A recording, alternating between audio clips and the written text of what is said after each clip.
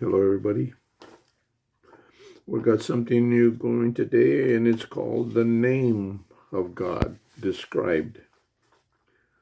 His name is very important.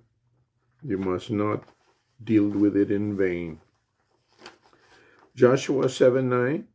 For the Canaanites and all the inhabitants of the land shall hear of it, and shall surround us round up, and cut off our name from the earth.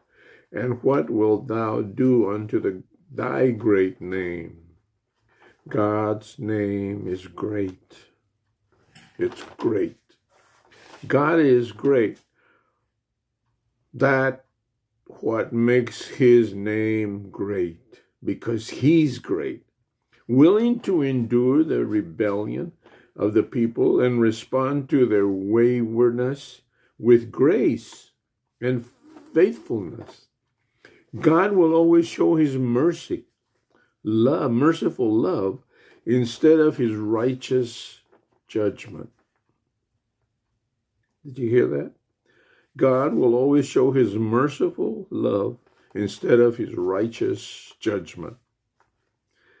In Judges 13:18, and the angel of the Lord said unto him, Why askest thou this after my name, seeing it is a secret, or it is wonderful?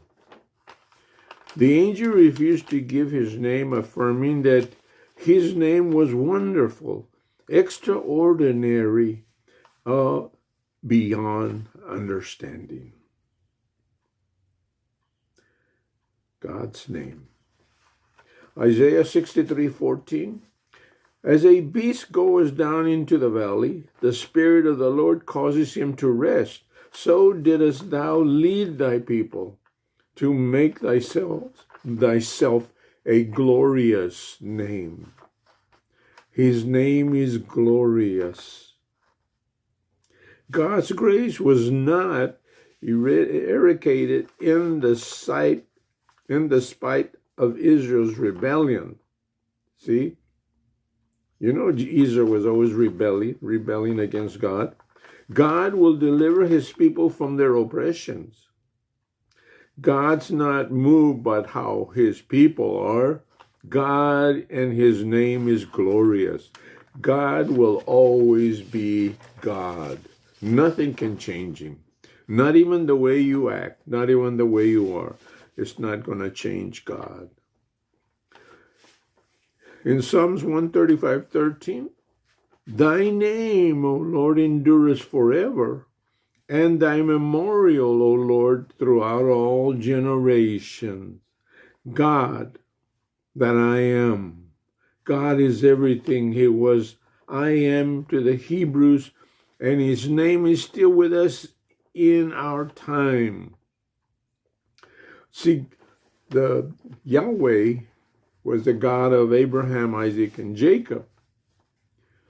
The I Am was the God of Moses in the Hebrews' time. And now in our time, what is the name of God? It's Jesus. He's our God. That's the name of God. That's the name of God. Psalms 148:13, let him praise the name of the Lord, for his name alone is exalted or excellent. His glory is above the earth and heaven. Earth and heavens, describing the whole creation. Glory is for honor and majesty. His name represents the person. This demonstrates that God and his glory fill all creation. He created everything. He fills all creation. In Isaiah 57:15, for thus is the high and lofty, one that inhabiteth eternity, whose name is holy. I dwell in the high and the holy place. We, with him also that is of a contrite and humble spirit, to revive the spirit of the humble, and to revive the heart of the contrite ones. God and his people, in order to describe a restoration of intimate relationship, the road leads to God, who lives in a holy and holy place. Yet the humble, not the exalted, are with him. If you're exalting yourself today, God's not with you. But if you're humble, you're with God. God is with you. Ain't that something?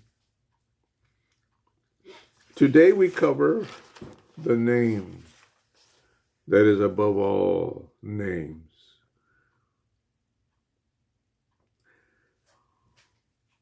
Do you know the God that is great? Do you know the God that his name is everlasting? Do you know that his name is excellent or exalted? Do you know that his name is holy? Do you know that his name is great? And do you know that his name endures forever? Do you know that his name is secret or wonderful? Do you know that his name is glorious? This is our God. This is our God. Know that God. Read his word and you'll know about him. You have to search the scriptures to know everything about God, and you still won't find everything, because your mind can only go so far. But you know what? Read the word every day and learn about this name of God. Everybody be out there blessed in the name of Jesus.